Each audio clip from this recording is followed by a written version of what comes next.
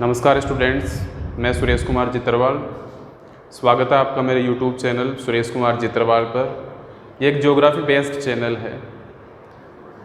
अपने जो अगले कुछ वीडियोस होंगे वो NCERT की क्लास 11th और 12th की ज्योग्राफी की बुक्स पर बेस्ड होंगे। NCERT में क्लास 11th और 12th में 4 बुक्स हैं, 2 11th में और 2 12th में। 11th में जो फर्स्ट बुक है वो भौतिक भूगोल के मूल सिद्धांत, और जो दूसरी बुक है वो है भारत भौतिक पर्यावरण। इसी तरह कक्षा 12 में जो पहली पुस्तक है वो है मानव भूगोल, और दूसरी जो है वो है भारत, उसमें भारत लोग और अर्थव्यवस्था के बारे में बताया गया है। आज जो हम शुरू कर रहे हैं, जो अपना फर्स्ट वीडियो है, वो हम भारत जो भौतिक पर्यावरण है, बुक का नाम है भारत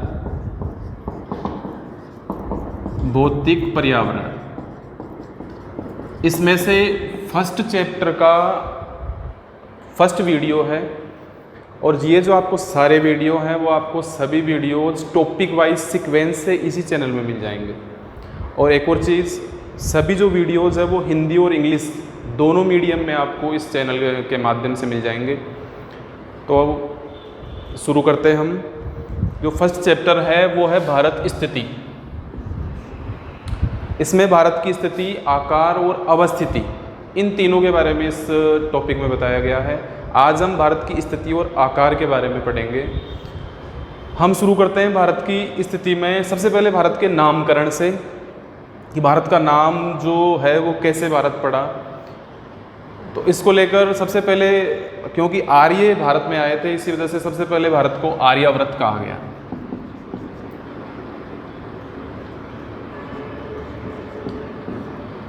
आर्यावर्त के बाद में आपने रिसेंटली महाभारत देखी होगी, उसमें राजा दुष्यंत के एक प्रतापी पुत्र हुए, राजा हुए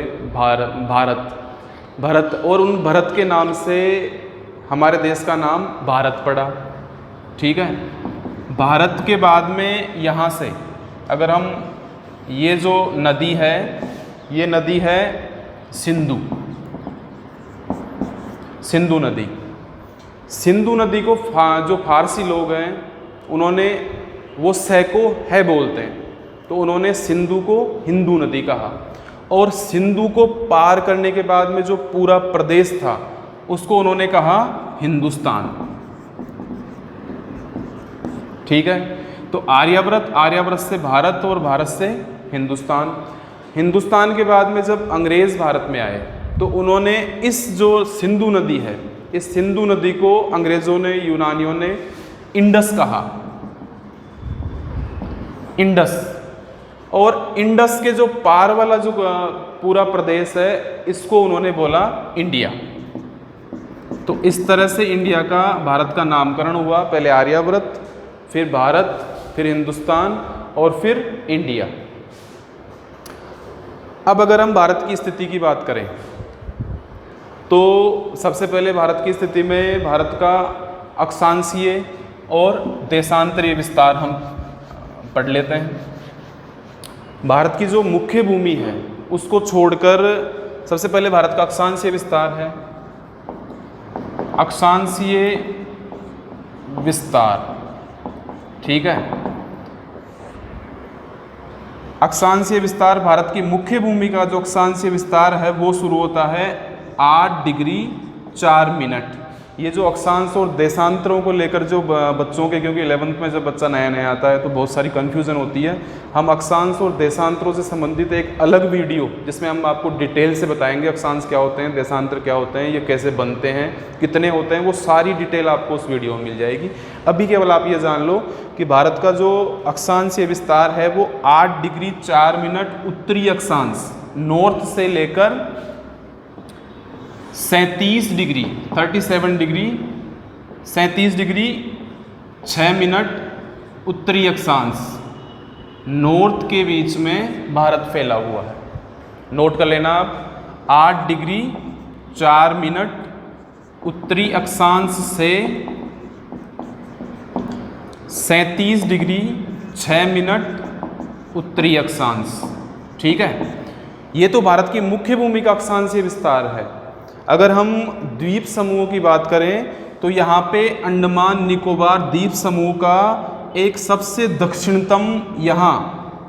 दक्षिणतम एक आइलैंड है इंदिरा पॉइंट। उसका जो अक्षांशीय स्थिति है, विस्तार क्योंकि एक छोटा सा आइलैंड है, वो अक्षांशीय स्थिति है वो है 6 डिग्री और 45 मिनट उत्तरी अक्षांश। ठीक है। इंदिरा पॉइंट, हालांकि इसको जो 2004 में सुनामी आई, उस सुनामी में इस आइलैंड को काफ़ी नुकसान पहुंचा। तो वैसे तो अगर आइलैंड्स को देखा जाए, द्वीप समूह को देखा जाए, तो भारत की अक्षांशीय स्थिति 6 डिग्री और 45 मिनट से शुरू होकर 37 डिग्री 6 मिनट तक है।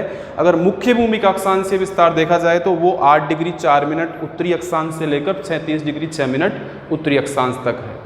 अब हम बात करें भारत के देशांतरीय विस्तार की। ठीक है। भारत का जो देशांतरीय विस्तार है वो यहाँ 68 डिग्री 7 मिनट पूर्वी देशांतर से, कितना 68 डिग्री 7 मिनट पूर्वी देशांतर से पूर्वी भारत में 97 डिग्री 25 मिनट पूर्वी देशांतर तक भारत फैला हुआ। तो इस तरह से अगर अब आप एक बार नोट भी कर लें सभी, 68 डिग्री 7 मिनट पूर्वी देशांतर से 97 डिग्री 25 मिनट पूर्वी देशांतर। ठीक है। तो अगर हम देखें, नोट करें, अक्षांशीय और देशांतरीय विस्तार को देखें तो भारत का अक्षांशीय जो विस्तार है वो भी लगभग 30 डिग्री का है, लगभग 29 डिग्री का अंतर है, और जो देशांतरीय विस्तार है उसमें भी लगभग 30 डिग्री का अंतर है। और जो कर्करेखा है वो भारत को लगभग मध्य में से काटती है, 23.5 डिग्री उत्तरी अक्षांश, जिसको हम कर्करेखा के नाम से जानते हैं। ये भारत के लगभग मध्य में से गुजरती है और इस तरह से भारत को 2 कटिबंधों में बांट देती है। इसका जो उत्तरी भाग है वो पड़ता है शीतोष्ण कटिबंध में, और जो कर्करेखा से दक्षिण का जो प्रायद्वीपीय भाग है वो पड़ता है उष्ण कटिबंध में। ठीक है। इसके अलावा, क्योंकि इसके बारे में काफ़ी सारी डिटेल आपको अलग से जो टॉपिक होंगे उसमें टॉपिक वाइज आती जाएगी कि इस कर्करेखा का क्या महत्व है और हमारे शीतोष्ण कटिबंध में होने से क्या भारत को लाभ है, क्या नुकसान है, ये सभी आपको अलग अलग जो टॉपिक हैं उनमें इसका महत्व मिलता जाएगा। इसी तरह से अगर हम देशांतर, एक महत्वपूर्ण देशांतर हमारा मानक समय जिस देशांतर रेखा से निश्चित किया गया है वो है 82.5 डिग्री 30 मिनट पूर्वी देशांतर की रेखा से। ठीक है। ये आपको हमेशा याद रखना है, 82.5 डिग्री इसको बोलते हैं। 82 डिग्री 30 मिनट पूर्वी देशांतर की रेखा की सहायता से भारत का मानक समय निश्चित किया गया है। और ये जो रेखा है, ये रेखा उत्तर प्रदेश में जो इलाहाबाद है उस इलाहाबाद के पास से गुजरती है, और ये जो रेखा है इसी की रेखा से भारत का जो समय है वो निश्चित किया गया है। भारत का समय जो GMT है, GMT जिसको हम ग्रीनविच मीन टाइम, ठीक है, GMT से भारत का समय 5.5 घंटे 5 घंटे और 30 मिनट आगे है प्लस, क्योंकि भारत पूर्वी गोलार्ध में है तो भारत का जो समय है वो 5.5 घंटे GMT से 5.5 घंटे हमारा आगे है। और जो GMT ग्रीनविच मीन टाइम जो है वो हमारा ग्रीनविच रेखा से 0 डिग्री देशांतरीय रेखा से निश्चित किया गया है। तो इस तरह से भारत का जो मानक समय है वो है ग्रीनविच मीन टाइम GMT से 5.5 घंटे आगे। ठीक है। इसके बारे में जब हम अक्षांश और देशांतरीय जो विस्तार और अक्षांश व देशांतर रेखाओं के महत्व वाला जो टॉपिक होगा उसमें हम डिटेल से इसके बारे में पढ़ लेंगे, सारे टॉपिक्स को हम क्लियर कर लेंगे उसमें कि ये जो समय है वो कैसे निश्चित किया जाता है, कितने देशांतरों पे कितने समय का अंतर होता है, ये सारे टॉपिक उसमें आ जाएंगे। अब हम, ये तो भारत की स्थिति से संबंधित है। स्थिति में आप एक दो चीज़ें और नोटिस कर लेना। भारत जो है वो दक्षिण एशिया में है, ठीक है। अगर हम अक्षांशीय, आप यहाँ अगर हम अक्षांशीय स्थिति देखें तो मैं यहाँ बना देता हूँ। अक्षांशीय स्थिति देखें तो भारत जो है वो किसमें है, उत्तरी गोलार्ध में, ठीक है। और अगर हम देशांतरीय स्थिति से देखें तो भारत है ये पश्चिमी गोलार्ध है और ये है पूर्वी गोलार्ध। तो भारत अक्षांशीय स्थिति के अनुसार उत्तरी गोलार्ध में और देशांतरीय स्थिति के अनुसार पूर्वी गोलार्ध में है। भारत एशिया महाद्वीप में है और एशिया महाद्वीप के दक्षिणी भाग में स्थित है, हिंद महासागर के उत्तर में। ये भी आपको साथ में याद रखना है। अब हम बात करेंगे भारत के आकार के बारे में। जो भारत का आकार है उसमें हम पता करेंगे कि भारत का क्षेत्रफल कितना है, क्षेत्रफल के अनुसार भारत का विश्व में कौन सा स्थान है, ये सारी चीज़ें हम इसी में सीखेंगे। सबसे पहले भारत का क्षेत्रफल। स्थिति में आपको यही नोट करना है, स्थिति में भारत की अक्षांशीय स्थिति, देशांतरीय स्थिति, भारत कौन कौन से गोलार्ध में स्थित है, कौन से महाद्वीप में स्थित है, ये सारी इसकी स्थिति में आ जाएगा, ठीक है। अब हम अगर भारत के आकार की बात करें, क्योंकि स्थिति के बाद में जो नेक्स्ट वाला इसमें टॉपिक है वो है भारत का आकार, ठीक है। आकार में सबसे पहले भारत का क्षेत्रफल, क्योंकि 11th में क्लास में आपको बेसिक में केवल राउंड फिगर्स में ही आपको क्षेत्रफल मिलेगा। जैसे आपको बुक में 32.8 लाख, ठीक है, 32.8 लाख मिलेगा, ठीक है। लेकिन हम एग्जैक्ट पे चलेंगे। भारत का जो क्षेत्रफल है वो है 32,87,263 वर्ग किलोमीटर। नोट कर लेना, 32,87,263 वर्ग किलोमीटर क्षेत्रफल है भारत का, और ये विश्व के कुल क्षेत्रफल का 2.4% है, ठीक है। अब अगर हम क्षेत्रफल की दृष्टि से भारत का स्थान देखें तो विश्व में भारत का क्षेत्रफल की दृष्टि से 7वां स्थान है। तो हमें अगर ये 7वां स्थान देखना है तो पहले 6 देशों का नाम भी पता होना चाहिए। उन 6 देशों के बारे में भी जान लो आप। जो 6 देश क्षेत्रफल में भारत से बड़े हैं उनमें सबसे पहला रूस, ठीक है, नंबर 2 कनाडा, नंबर 3 चीन, नंबर 4 संयुक्त राज्य अमेरिका, यूएसए। आपको कई बुक्स ऐसी भी होंगी जिनमें संयुक्त राज्य अमेरिका का क्षेत्रफल चीन से अधिक बताया गया है, लेकिन क्योंकि एनसीईआरटी की बुक्स को ही हम एक तरह से जो वैलिड मानते हैं तो उसमें चीन के बाद में संयुक्त राज्य अमेरिका, नंबर 5 पर है ब्राज़ील और नंबर 6 पर है ऑस्ट्रेलिया। याद हो जाएगा सभी को। रूस, कनाडा, चीन, यूएसए, ब्राज़ील और ऑस्ट्रेलिया। छोटा सा सूत्र आपको RCC UBA, ठीक है। कई बार इसमें बहुत सारी ऐसे एग्ज़ाम्स होती हैं जिनमें इनका सीक्वेंस पूछ लेते हैं और उनमें सीक्वेंस में काफ़ी सारी दिक्कतें होती हैं। तो RCC UBA, you means United states of America, Brazil और ऑस्ट्रेलिया।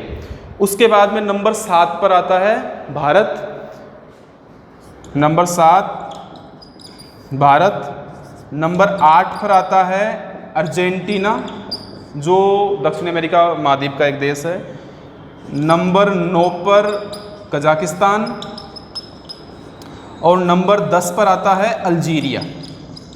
ये क्षेत्रफल की दृष्टि से विश्व के 10 बड़े देश हैं। आपको याद रखना है ये 6 जो बड़े देश हैं, रूस, कनाडा, चीन, यूएसए, ब्राज़ील, ऑस्ट्रेलिया, और उसके बाद में नंबर आता है 7 पे भारत। तो इस तरह से क्षेत्रफल की दृष्टि से भारत का विश्व में 7वां स्थान है। क्षेत्रफल आपको याद कर लेना है 32,87,263 वर्ग किलोमीटर। अब हम एक और चीज़ साथ में थोड़ा बहुत एक्स्ट्रा भी लेते हैं। भारत के पास केवल 2.4% क्षेत्रफल है, केवल 2.4%। और आपको मालूम होना चाहिए जनसंख्या, इस 2.4% क्षेत्रफल पर विश्व की 17.5% जनसंख्या निवास करती है। अन्याय है ना ये तो, ठीक है। केवल 2.4% पे 17.5% जनसंख्या विश्व की भारत में निवास करती है। अगर हम, और जनसंख्या की दृष्टि से आपको पता होना चाहिए भारत का विश्व में दूसरा स्थान है, पहले नंबर पर है चीन। भारत की जनसंख्या थोड़ा सा एक्स्ट्रा है लेकिन बेसिक्स में चलता है। 2011 की जनगणना के अनुसार भारत की जनसंख्या 121.8 करोड़ थी, 08 करोड़, ठीक है। और इसी वक्त 2011 में चीन की जनसंख्या थी 134.41 करोड़, ठीक है। 121 और 134 करोड़ चीन की जनसंख्या। भारत के पास विश्व का केवल 2.4% धरातल है। अगर हम चीन से इसकी तुलना करें, कई बार स्टूडेंट्स बोलते हैं सर नंबर 2 पे हैं, 1 नंबर पे तो चीन है। तो ये जानकर आपको आश्चर्य होगा कि जो चीन का क्षेत्रफल है वो भारत से लगभग 3 गुना है। चीन का क्षेत्रफल 96 लाख स्क्वायर किलोमीटर, भारत का 32 लाख है ना, 32,87,000, लगभग 33 लाख स्क्वायर किलोमीटर स्क्वायर। चीन का 96 लाख वर्ग किलोमीटर क्षेत्रफल है और उस पर हमारे से थोड़ी सी अधिक जनसंख्या है, 134.41 करोड़। ये भी आपको साथ में पता होना चाहिए। इस तरह से ये भारत का आकार। अब अगर भारत के आकार से जुड़ा हुआ एक दो चीज़ें और पढ़ेंगे हम। सबसे भारत का उत्तर से दक्षिण तक जो लंबाई है वो भी जान लें। भारत के उत्तर में कश्मीर से लेकर दक्षिण में कन्याकुमारी तक जो लंबाई है वो है 3,214 किलोमीटर। याद हो जाएगा, 3,214 किलोमीटर। और भारत की जो पूर्व से पश्चिम तक जो चौड़ाई है वो चौड़ाई यहाँ अरुणाचल प्रदेश से गुजरात तक वो चौड़ाई है 2,933 किलोमीटर।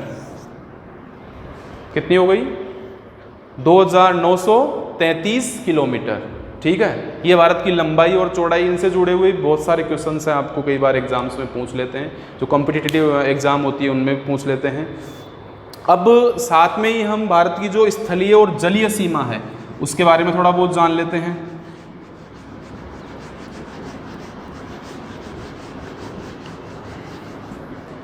सबसे पहले भारत की स्थलीय सीमा की बात करें हम।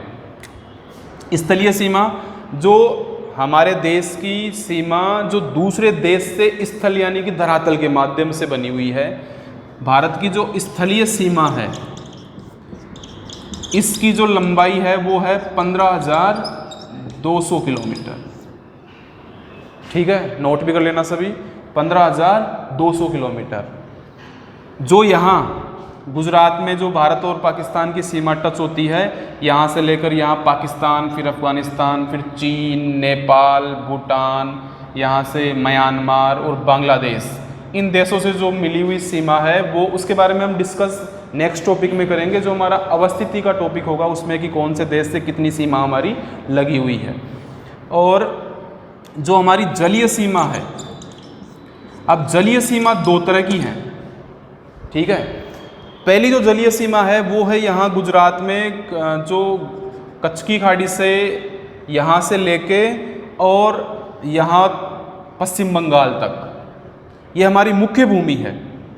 अगर जलीय सीमा हमारी मुख्य भूमि से देखी जाए तो वो है 6,100 किलोमीटर।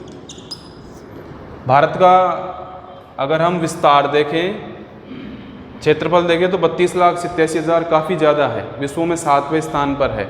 लेकिन क्योंकि हमारे जो तट हैं, देखो इधर ये पश्चिमी तट और ये पूर्वी तट बिल्कुल सपाट हैं, इस वजह से भारत की जलीय सीमा की जो मुख्य भूमि की जो जलीय सीमा है उसकी लंबाई है 6,100 किलोमीटर केवल।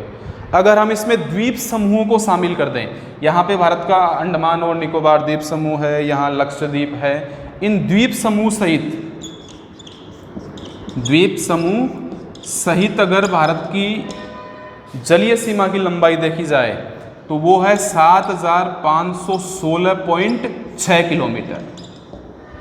आपको राउंड फिगर्स में 7517 किलोमीटर मिलेगी, यह है 7516.6 किलोमीटर। ये भारत की जलीय सीमा है, जो एग्जैक्ट डेटा है। उसमें भारत की जो मुख्य भूमि है उसकी जलीय सीमा के साथ साथ में भारत में जो हमारे द्वीप हैं सभी, उन द्वीपों की भी जलीय सीमा को सम्मिलित इसमें कर लिया गया।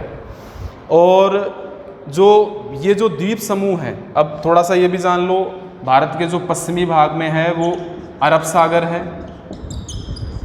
और जो पूर्वी भाग में है वो है बंगाल की खाड़ी।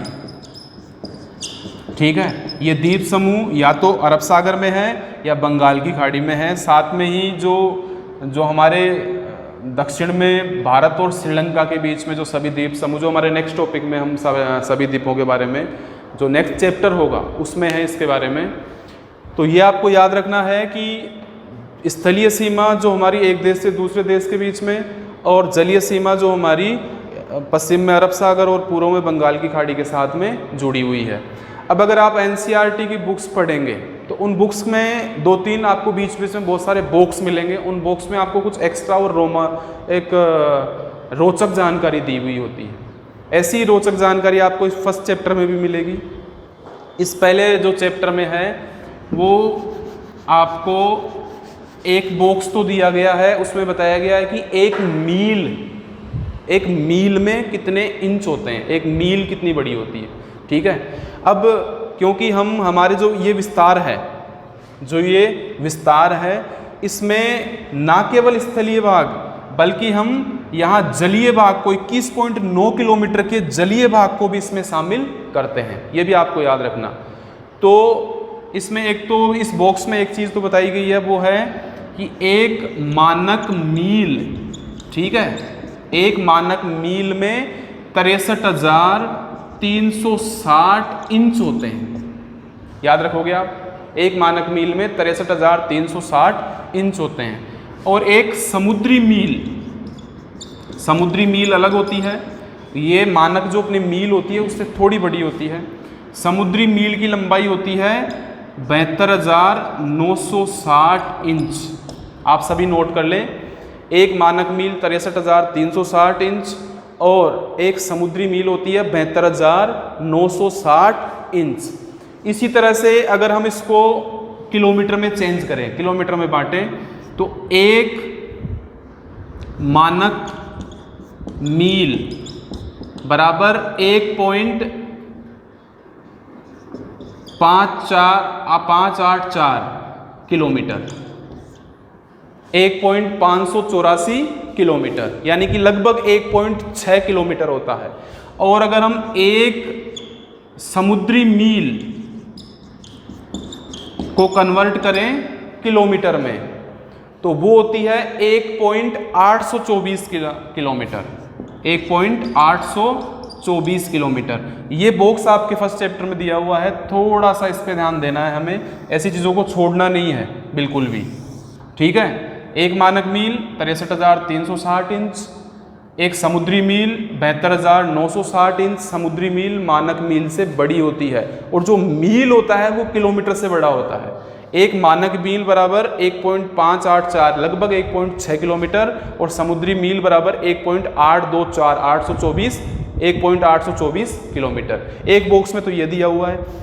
एक और दूसरा बॉक्स दिया गया है जिसमें मानक समय से संबंधित डेटा बताया गया है, जिसमें थोड़ा बहुत तो मैं आपको बता दूं, बाकी हम अक्षांश और देशांतर वाले टॉपिक में इसको डिटेल से पढ़ेंगे कि जो सभी देशों ने जो अपना मानक समय है वो मानक समय 7.5 डिग्री के अंतर से निश्चित किया है। जैसे भारत का मानक समय है वो 82.5 डिग्री पूर्वी देशांतर की रेखा से निश्चित किया गया है। जो पाकिस्तान का मानक समय है, यहाँ से जो पाकिस्तान का मानक समय है वो 75 डिग्री पूर्वी देशांतर की रेखा से निश्चित किया गया है। ठीक है, ये एक तरह से एक आपसी सहमति से, कोई सिद्धांत नहीं है, केवल आपसी सहमति से सभी देशों ने अगर टाइम निश्चित किया है तो वो 7.5 डिग्री का अंतर रखा है। उसमें देशांतरीय अंतर कितना रखा है?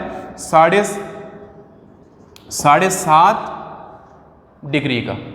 उस 7.5 डिग्री से मतलब थोड़ा सा मैं आपको थोड़ा सा चलो स्टार्ट ही कर दिया तो इसको समझ लेते हैं। एक देशांतर का अगर 2 स्थानों में एक देशांतर का अंतर है तो समय में 4 मिनट का होगा। अब आप थोड़ा सा ये जान लो कि 7.5 डिग्री में आधा घंटे का 30 मिनट का अंतर होता है। इसी वजह से एक देश से दूसरे देश अगर पड़ोसी भी हैं तो वो या तो आधा घंटे का या 1 घंटा, 1.5 घंटा, 2 घंटा समय में यही डिफरेंस होता है। 20 मिनट, 35 मिनट या फिर 45 मिनट ऐसा समय का अंतर नहीं होता 2 देशों में। ये एक आपसी सहमति से ऐसा निश्चित किया गया है। इसके बारे में हम अक्षांश और देशांतर वाले जो टॉपिक है बार बार बता रहा हूँ आपको मैं, उसमें हम काफ़ी डिटेल से पढ़ेंगे। तो वो जो मानक समय वाला बॉक्स है उसमें ये बताया गया है कि 2 देशों के बीच में आपसी सहमति से 7.5 डिग्री देशांतरीय अंतर रखा जाता है और उसी से जो मानक समय है वो निश्चित करते हैं। तो इस तरह से आज हमारे इस जो फर्स्ट चैप्टर के फर्स्ट टॉपिक में हमने भारत की स्थिति और आकार के बारे में पढ़ा। अब इसी चैप्टर का जो नेक्स्ट वाला पार्ट होगा, हिस्सा होगा, हम उसमें भारत की अवस्थिति के बारे में पढ़ेंगे। ठीक है, तो ये आपको टॉपिक वाइज सभी वीडियोस हैं वो मेरे यूट्यूब चैनल में इसी लिंक पर आपको टॉपिक वाइज सीक्वेंस में मिलते जाएंगे। साथ में ही जो ब्लैक बोर्ड पे जो भी मैं कुछ लिख रहा हूँ, आप एक बार वीडियो को पॉज करके कोशिश ये करें कि जो सारा मैटर है वो आप एक नोटबुक में उतार लें, क्योंकि ये सारा जो हम बोर्ड पे लिखते हैं वो सारा इम्पोर्टेंट डेटा ही होता है। तो आप वीडियो को मैं, क्योंकि आप इसको पूरा आपको बोर्ड दिखे ऐसा भी मैंने कई जगह छोड़ा है, तो आप वहाँ इसको रोक के और सभी चीज़ें उतारने की कोशिश भी करें साथ में। इससे आपको ज़्यादा समझ में आएगा, प्रैक्टिस भी होगी। नेक्स्ट वाला जो हमारा टॉपिक होगा वो भारत की स्थिति इसी से जुड़ा हुआ है, जिसमें हम भारत के पड़ोसी देश और पड़ोसी देशों के साथ में जो अपनी अवस्थिति है, अवस्थिति का क्या महत्व है, भारत को एक उपमहाद्वीप क्यों कहते हैं, ये सारी चीज़ें जानेंगे। तो अब तक अगर आपने मेरे इस YouTube चैनल को सब्सक्राइब नहीं किया है तो नीचे वाला जो लाल बटन है उसको दबा के सब्सक्राइब भी कर लें और उसके पास में जो घंटी का निशान है वो भी दबाएं, जिससे कि मेरे जब भी वीडियो आपको मैं नया वीडियो डालूंगा आपको उसमें जो नोटिफिकेशन है वो मिलेगा और तत्काल आप उन वीडियोज़ को देख पाएंगे। आज के लिए धन्यवाद।